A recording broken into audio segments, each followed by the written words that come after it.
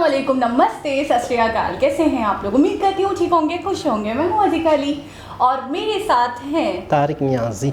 अस्सलामुअलैकुम, नमस्ते, सत श्री अकाल। उम्मीद करता हूँ ठीक होंगे, खुश होंगे। दोस्तों जहाँ रहें खुश रहें, माँ बाप का ख्याल करें, क्योंकि माँ बाप है तो सभी कुछ है। चैनल को सब्सक्राइब करें, वीडियो को लाइक करें, दोस्तों के साथ शेयर करें और बेल आइकन को तो ज़रूर प्रेस करें ताकि आने वाली हर वीडियो का नोटिफिकेशन आपको टाइम टू टाइम मिलता रहे। सो आज की हमारी वीडियो है बहुत इंटरेस्टिंग। से स्टार्ट करते हैं अपनी वीडियो को। Let's start.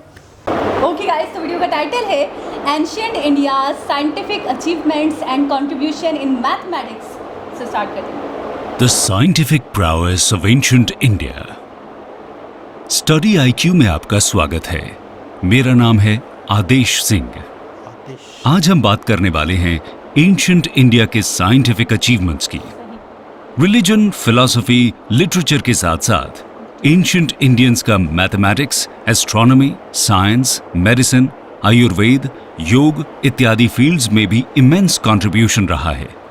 आइए हम एक एक कर सभी फील्ड्स के साइंटिस्ट्स और उनके अचीवमेंट्स की चर्चा करते हैं। शुरू करते हैं मैथमेटिक्स एंड एस्ट्रोनॉमी से। Mathematics and astronomy. आपको यह जानकर आश्चर्य होगा कि मॉडर्न डे मैथमेटिक्स के कई थ्योरम्स और कॉन्सेप्ट्स एंशिएंट इंडियन मैथमेटिशियंस को पता थे, लेकिन प्रॉपर दस्तावेज और प्रचार प्रसार में कमी होने के कारण उन्हें वो स्थान नहीं मिल पाया जो उनके वेस्टर्न काउंटरपार्ट्स को मिला है। उदाहरण के लिए हम एंशिएंट ग्रीक मैथमेटिशियन यूक्लिड की पॉपुलैरिटी से बहुत हद तक परिचित हैं, पर आज हम कुछ इंपॉर्टेंट एंशिएंट इंडियन मैथमेटिशियंस और एस्ट्रोनॉमर्स के कॉन्ट्रीब्यूशंस को भी अच्छे से जानेंगे। इनमें सबसे पहले बात करते हैं बौद्ध ध्यान की। बौद्ध ध्यान ने कई कॉन्सेप्ट्स और थ्योरम्स दिए थे जिसे वेस्टर्न वर्ल्ड ने बाद में रीडिस्कवर किया था। जैसे उन्होंने सबसे पहले पाई का वैल्यू कैलकुलेट किया था, जिससे किसी भी सर्कल का एरिया और सर्कमफ्रेंस कैलकुलेट किया जा सकता था। उनकी किताब सुल्वसूत्रा में पाइथागोरस थ्योरम जैसा इक्वेशन हमें पाइथागोरस से पहले देखने को मिला है। अगले साइंटिस्ट हैं आर्यभट्ट। नाम तो सुना ही होगा। बौद्ध ध्यान की तरह आर्यभट्ट ने भी इंडिपेंडेंटली पाई की वैल्यू कैलकुलेट की थी। उनके हिसाब से पाई की अप्रॉक्सिमेट वैल्यू 3.1416 थी। आर्यभट्ट 5th सेंचुरी AD के महान मैथमेटिशियन, एस्ट्रोनॉमर, एस्ट्रोलॉजर और फिजिसिस्ट थे। 23 साल की उम्र में ही उन्होंने आर्यभट्टय्या नाम की किताब लिख डाली थी, जो उनके समय की मैथमेटिक्स की कंप्लीट समरी थी। इसमें आपको decimal system, number theory, geometry, trigonometry, algebra और एस्ट्रोनॉमी पर बड़ा अच्छा एक्सप्लेनेशन मिल जाएगा। आर्यभट्ट ने सबसे नोटेबल जीरो का आविष्कार किया था। इसके कारण उन्हें अर्थ और मून के बीच डिस्टेंस निकालने में काफी मदद मिली थी। स्पेस साइंस में आर्यभट्ट ने हमारे सोलर सिस्टम के बारे में बहुत इंपॉर्टेंट हाइपोथेसिस दिए थे, जो बाद में चलकर सच साबित हुए थे। एस्ट्रोनॉमिकल ऑब्जर्वेशन के आधार पर उन्होंने बताया था कि अर्थ अचल यानी इमूवेबल नहीं है, बल्कि अपने एक्सिस पर रोटेट करती हुई एक स्फेरिकल बॉडी है। उन्होंने हीलियोसेंट्रिज्म का भी कॉन्सेप्ट दिया था, जिसके अनुसार सभी प्लैनेट्स सूर्य का चक्कर लगाते हैं। इसके अलावा उन्होंने सोलर और ल्यूनर एक्लिप्स का साइंटिफिक एक्सप्लेनेशन भी दिया था, जिसके बाद लोगों को पता चला कि एक्लिप्स राहु केतु या किसी राक्षस या डीमन का काम नहीं होता है। उनके इन्हीं महान कॉन्ट्रीब्यूशंस के लिए 1975 में लॉन्च हुए भारत के पहले सैटेलाइट का नाम आर्यभट्ट रखा गया था। आर्यभट्ट के बाद 7th सेंचुरी AD में जन्मे ब्रह्मगुप्त ने मैथमेटिक्स को नई ऊंचाइयों पर पहुंचा दिया था। आइए जानते हैं ब्रह्मगुप्त के बारे में। ब्रह्मगुप्त का मल्टीप्लिकेशन करने का मेथड आज के मल्टीप्लिकेशन मेथड से काफी सिमिलर था। उन्होंने मैथ्स में जीरो से रिलेटेड ऑपरेशंस इंट्रोड्यूस किए थे और साथ ही उन्होंने ब्रह्म स्फुट सिद्धांतिका नामक बुक भी लिखी थी, जिससे अरब्स को इंडियन मैथमेटिकल सिस्टम्स का पता चला था। इस किताब में कई मेजरिंग इंस्ट्रूमेंट्स का भी मेंशन है, जिससे उस समय के एस्ट्रोनॉमर्स रीडिंग लिया करते थे। हमारे अगले मैथमेटिशियन हैं भास्कराचार्य। आइए अब जानते हैं भास्कराचार्य के बारे में। ब्रह्मगुप्त से 500 साल बाद 12th सेंचुरी AD में जन्मे भास्कराचार्य उस समय के लीडिंग मैथमेटिशियन हुआ करते थे। उनका जन्म कर्नाटका के बीजापुर डिस्ट्रिक्ट में हुआ था। उन्होंने सिद्धांत शिरोमणि नाम से एक फेमस बुक लिखी थी जिसमें 4 सेक्शंस थे।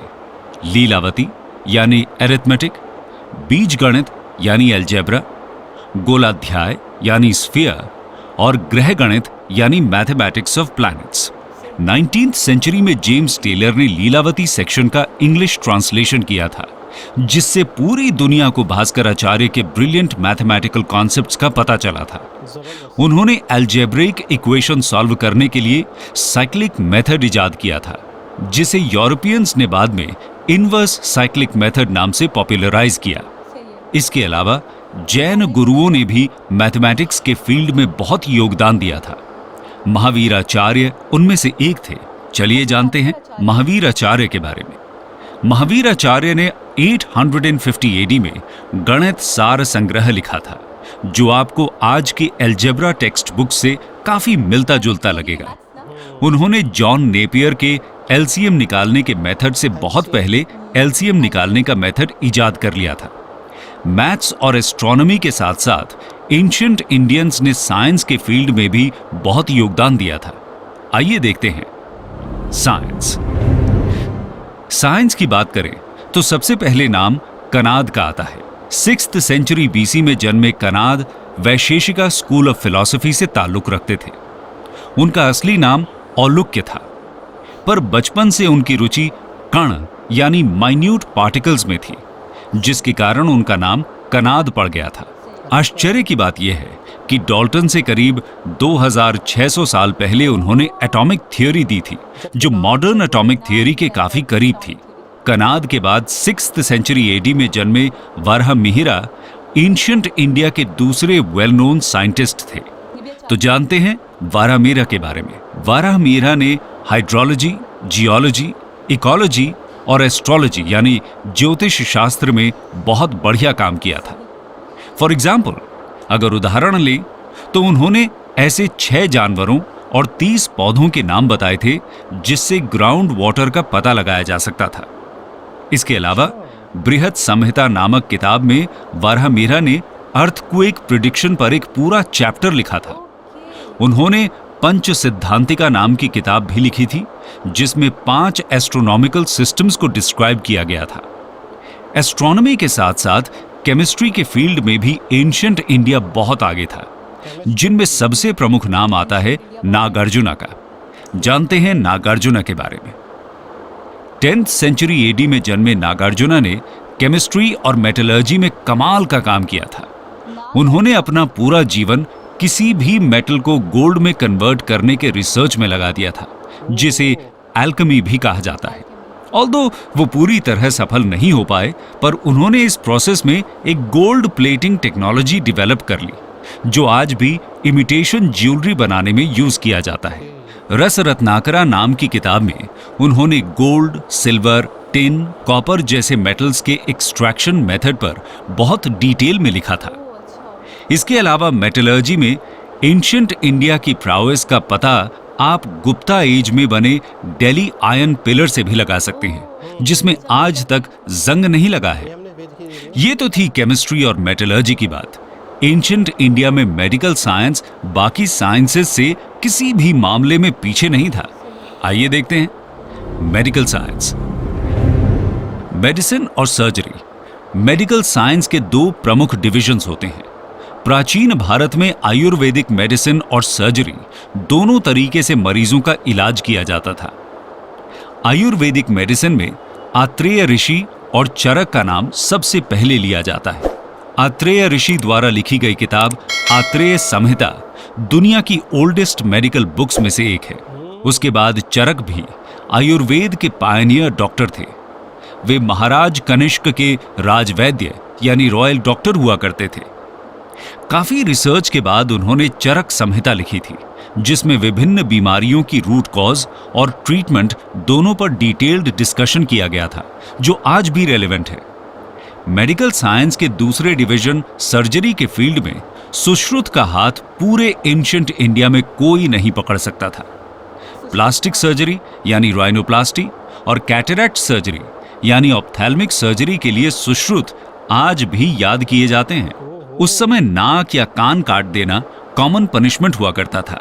ऐसे में सुश्रुत द्वारा की गई सर्जरी से लोगों को नई पहचान मिली थी। सुश्रुत संहिता नाम की किताब में उन्होंने सर्जरी के अलावा 1100 बीमारियों और 760 मेडिसिनल प्लांट्स के बारे में भी बताया था।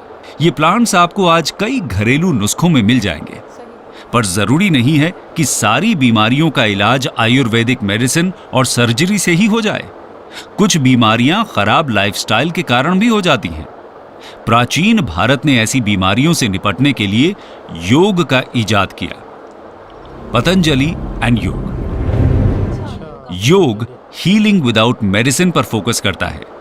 पतंजलि के योग सूत्र के अनुसार इसमें फिजिकल एक्सरसाइज यानी आसन, मेडिटेशन और ब्रीदिंग एक्सरसाइज यानी प्राणायाम के कॉम्बिनेशन से फिजिकल, मेंटल, इमोशनल और स्पिरिचुअल बैलेंस अचीव किया जाता है।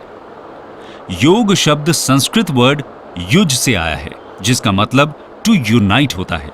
योगिक स्क्रिप्चर्स की माने तो योग करने से इंडिविजुअल और यूनिवर्सल कॉन्शियसनेस एक हो जाते हैं, जिससे माइंड और बॉडी, ह्यूमंस और नेचर में परफेक्ट हार्मनी एस्टैब्लिश होता है। योग के इन बेनिफिट्स के कारण ही 2015 से हर साल 21 जून को इंटरनेशनल योगा डे मनाया जाता है। भारत के लिए उसकी रिच एंड ग्लोरियस पास्ट की ग्लोबल रिकॉग्निशन इससे बेहतर और क्या हो सकती है। कंक्लूजन। दोस्तों, जैसा कि हमने देखा, एंशिएंट इंडिया साइंटिफिक अचीवमेंट्स के लिहाज से एक गोल्डन एज था। हिंदुस्तान में डेवलप्ड कई इंपॉर्टेंट कॉन्सेप्ट्स अरब्स द्वारा यूरोप तक पहुंचाए गए थे और ब्रिटिशर्स ने भी इंडिया आने के बाद लीलावती जैसी बुक्स रीडिस्कवर की थी। एंशिएंट इंडियन साइंटिफिक ट्रेडिशन को बरकरार रखते हुए आज भी इंडियन साइंटिस्ट्स ग्लोबल प्रॉब्लम्स के सॉल्यूशंस में अपना योगदान देते हैं। इसका अच्छा उदाहरण है साल 2000 के आने से पहले Y2K कंप्लायंट कंप्यूटर प्रोग्राम्स का बनाना। इस प्रॉब्लम से निपटने के लिए हमारे साइंटिस्ट्स ने दिन रात मेहनत कर पूरी दुनिया के बैंकिंग सिस्टम, एयर ट्रैवल इत्यादि को क्रैश होने से बचाया था। हिस्ट्री सीरीज का ये एपिसोड कैसा लगा, कमेंट सेक्शन में जरूर शेयर करें। जी जनाब, मैं तो ये कहूँगी सब कुछ तो फिर इन्होंने ही दिया है, जीरो से लेकर योगा तक। ठीक है, मेडिकल से मैथ्स, योगा, फिजिक्स, कैम, मतलब छोड़ा क्या है, कुछ भी अलजेब्रा, नहीं। वही ना, मैथ्स के अंदर ही आता है, एलसीएम, अलजेब्रा, ये सब मैथ्स में ही आता है। तो मैं ये कह रही हूँ कि बाद में सिर्फ इन गोरों ने नाम किया है क्या अपना, ऐसा ही हुआ स्टैम्प है। अपने ऊपर लगवा लिया। अच्छा, क्रेडिट तो सारा इनका था। मुझे ऐसा लगता है कि ये उसी दौर में हुआ जब यहाँ से ये लोग चीज़ें लेके गए हैं, भागे, सही। जब ये लोग यहाँ थे और यहाँ से चीज़ें लेके अपने देश गए हैं, तो बहुत सारा खजाना लेके गए। अच्छा, उन्हीं बुक्स को इन्होंने ट्रांसलेट किया, उन्हीं बुक्स को एटम। अच्छा, मैं ये देख रही हूँ डाल्टन्स एटॉमिक थ्योरी, हम वो पढ़ते हैं, बार बार हम डाल्टन का ही नाम सुनते हैं, हमें तो पता ही नहीं था कि पीछे ये थे। देखे ना, कितनी बड़ी बात, और जीरो कितने का, हजार साल पहले की बातें बता रहे हैं ये। और जीरो की इजाद बहुत बड़ी। अच्छा, योगा का एक इंटरनेशनल डे, उन्होंने बात यहाँ पे ख़त्म कर दी कंक्लूजन से पहले कि जी इंडिया की हिस्ट्री कितनी रिच है, कितनी ग्लोरियस है। आप इस बात से अंदाज़ा लगा लें कि योगा वहीं से निकला है। ठीक है, उनकी ही इन्वेंशन है, उन्हीं की इजाद है, मेडिटेशन, योगा, ये सब। तो देखिए आप, इंटरनेशनल तौर पे 21 जून को उनका डे बनाया जाता है। अच्छा, हुआ ये है, गड़बड़ मामला ये हुआ है कि जिनके पास जो चीज़ होती है ना, मिसाल के तौर पर हमारे यहाँ से जो चीज़ें ईजाद हुई हैं, जो चीज़ों की आविष्कार यहाँ से हुआ है, तो उन्हें शायद टेंशन ही नहीं थी कि कोई अपने सर ले लेगा या कोई हमारे नाम को ही मिटा देगा या हमारा नाम ही नहीं जुड़ेगा। तो होता ये है कि जो चीज़ जहाँ से हुई है उसके रिकॉर्ड होने चाहिए थे, ठीक है ना, कम से कम क्रेडिट तो मिलना चाहिए, उसी को आगे बढ़ना चाहिए, तो उसी पे रिसर्च मजीद आगे बढ़ती। अच्छा, ज़्यादातर मैंने देखा इसके अंदर कंट्रीब्यूशन जो रहा है वो चारियाज का रहा है। ऐसा ही है, ठीक है ना। ये लोग, मुझे लगता था इस फील्ड में बहुत इंटरेस्ट लेते थे। 30 साल क्या होते। अच्छा, 30 साल की उम्र में उन्होंने पूरी बुक लिख डाली। अच्छा, जब ब्रिटिश को पता चला, अंग्रेज़ों को पता चला कि ये चीज़ें हैं, तो अभी भी मतलब है कि उन्होंने ये सोचा होगा कि इनको हम अपने यहाँ कन्वर्ट कर लें, अपने सर ले लें, पूरी दुनिया को ये पता चले कि ये चीज़ें हमने ईजाद की हैं। तो आज बड़ी बड़ी यूनिवर्सिटियाँ, आज बड़े बड़े दुनिया के जो क्या कहते हैं अपना पढ़ने जाते हैं लोग, इन्हीं को यूरोप की और अमेरिका की यूनिवर्सिटियों को सबसे ज़्यादा समझते हैं। लेकिन उन्हें ये नहीं पता कि अगर उन्होंने जो चीज़ें ईजाद की हैं, जो चीज़ें उन्होंने समझी हैं, न्यूटन का भी मैं कहता हूँ कि जो हमने पढ़ा एक दफ़ा वीडियो में देखा था कि वो जो gravity, law of gravity second law, third और लॉ। एस्ट्रोलॉजी के हवाले से भी सबसे पहले यहाँ पर अच्छा, कुछ भी नहीं बचता। मैं मुझे याद आ रहा है कि मैंने एक वीडियो में पहले भी कह दिया कि अंग्रेज तो कुछ भी नहीं है, कुछ भी नहीं, अभी भी इनको इंडियंस ही लेकर चल रहे हैं। बिल्कुल। ठीक है ना, हम देख रहे हैं हर एक के बाद दूसरी कंट्री, मल्टीनेशनल कंपनी, CIA, इसके अंदर भी हमने देखा इंडियंस हर जगह हैं। अच्छा, मुझे एक कमेंट आपने सेंड भी किया था, आई थिंक कि बहुत हसास इदारा है नासा के अंदर भी काफ़ी इंडियंस हैं, बहुत सारे। तो मैं ये कह रही हूँ कि ये तो अभी भी अधूरे हैं। अगर ये सारे छोड़ छाड़ कर आ जाएँ हिंदुस्तान और कहें हम काम नहीं करते, तो ये तो रोड पर आ जाएंगे, ये तो कुछ भी नहीं, ये तो ठप हो जाएंगे, सब रुक जाएगा, सब थम जाएगा एक मिनट के लिए, एक सेकंड के लिए, अगर ये लोग छोड़ दें काम करना।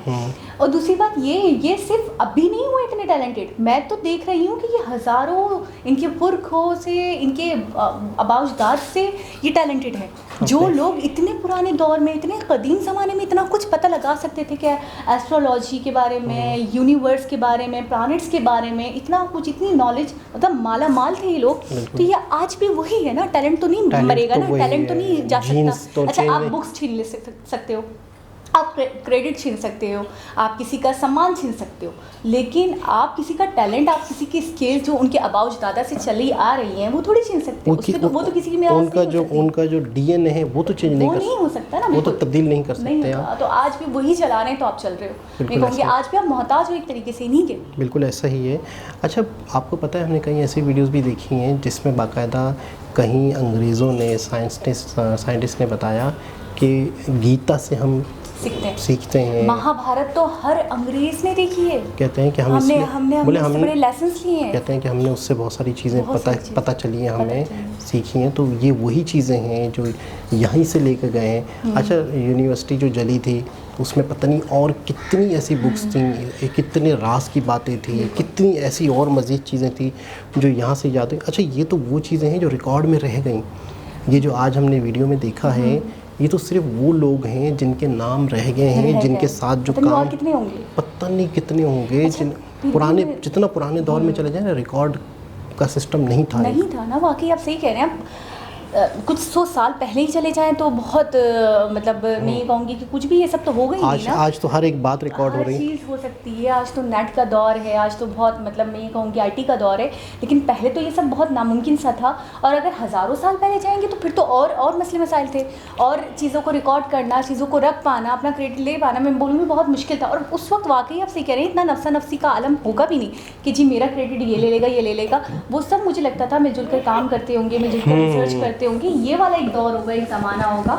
अच्छा, ये पता भी नहीं था कि शायद हमारा उन्हें देखिए, सबसे पहले तो उनको क्रेडिट का भी मसला नहीं था मसला, ठीक है ना। तब वो लोग एक चीज़ को बहुत ज़्यादा हाईलाइट करते या बहुत ज़्यादा अपने रिकॉर्ड में रखते, लेकिन उस वक्त ना ही ऐसा सिस्टम था, ना ही ऐसी चीज़ें थी, तो चीज़ें रिकॉर्ड में नहीं रही। अच्छा, उसके बावजूद भी मैं कहूँगी कि इतना कुछ उन्होंने छीन लिया अंग्रेज़ों की अगर हम बात करें, और उसके बाद भी इंडियंस भेदभाव नहीं करते उनसे, मिलजुल कर रहते हैं। कभी ऐसा नहीं कि वो भी चाहें तो बोलेंगे नहीं भाई हम अपने दिल में कपट रखें, नफरत रखें। मैं कहूँगी इस चीज़ को अप्रिशिएट करना चाहिए कि वो मिलजुल कर रहते हैं।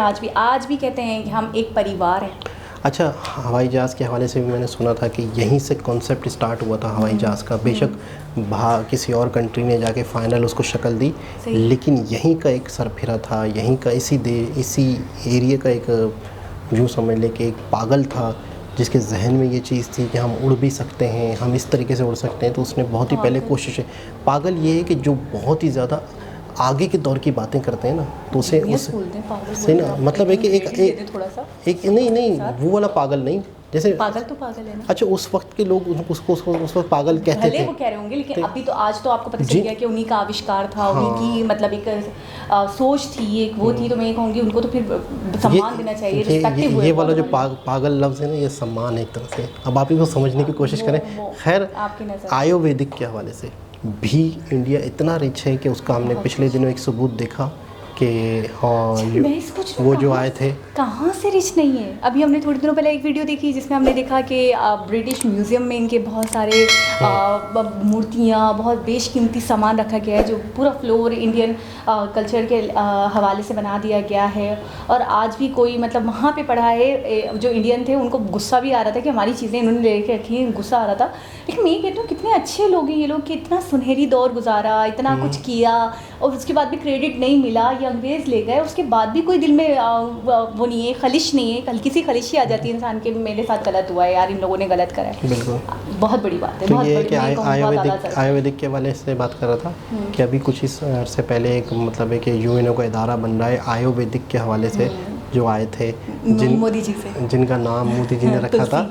तो ये पूरी दुनिया को छोड़ के अगर यूएनओ का एक इदारा आयुर्वेदिक के हवाले से इंडिया में बन रहा है, तो ये भी एक इतना बड़ा प्रूफ है, इतना बड़ा सबूत है कि आयुर्वेदिक की इब्तिदा, आयुर्वेदिक की जड़, आयुर्वेदिक का मतलब जो मंबा है, जो बेस है, वो इंडिया ही है। इंडिया ही है, बिल्कुल। इसमें पूरी दुनिया, इस चीज़ को पूरी दुनिया मानती है। और आज की जो एलोपैथिक की मेडिसिन है, वो भी कहते हैं कि पूरी दुनिया में सबसे ज़्यादा चीपेस्ट और सबसे ज़्यादा क्वांटिटी में इंडिया ही में बनती है। कोविड के दौरान भी सबसे आगे हमने देखा इंडिया आया, किस तरीके से वैक्सीन बनाई, दूसरे कंट्रीज़ को दी, मुफ्त में भी दी। तो ये वही वाली बात जैसे आप अभी कह रहे हैं ना कि जीन्स डीएनए तो चेंज नहीं हो सकता, तो ये वही चलता हुआ आ रहा है जो आज उनकी आने वाली नस्लें जीनी। बिल्कुल। और आपने बहुत अच्छी बात करी कि सम्मान देने वाली ज़ात, इज़्ज़त देने वाली ज़ात जो कुदरत की तरफ से आपको मिलनी होती है ना। देखिए इंडिया को बहुत कोशिश की, बहुत कुछ करके चले गए, बहुत बैंड बजा दी, मैं ये कहूँगी, लेकिन देखिए जो स्टेटस मिलना है, जो चीज़ थी, जो ले गए थे वो लोग, लेकिन आज भी देखें सरे फहरिस्त इंडिया है, आज भी देखें तो मरकज़ इंडिया है, आज भी देखें तो इब्तिदा इंडिया से ही है। आप अक्सर कहती हैं कि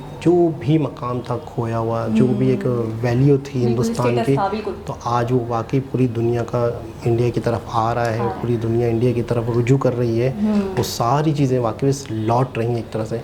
तो एक बहुत ही खूबसूरत वीडियो, बहुत ही इंफॉर्मेटिव वीडियो, बहुत उम्दा, बहुत आला। दोबारा किसी वीडियो से आपसे मुलाकात होगी, जब तक के लिए अल्लाह हाफ़िज़।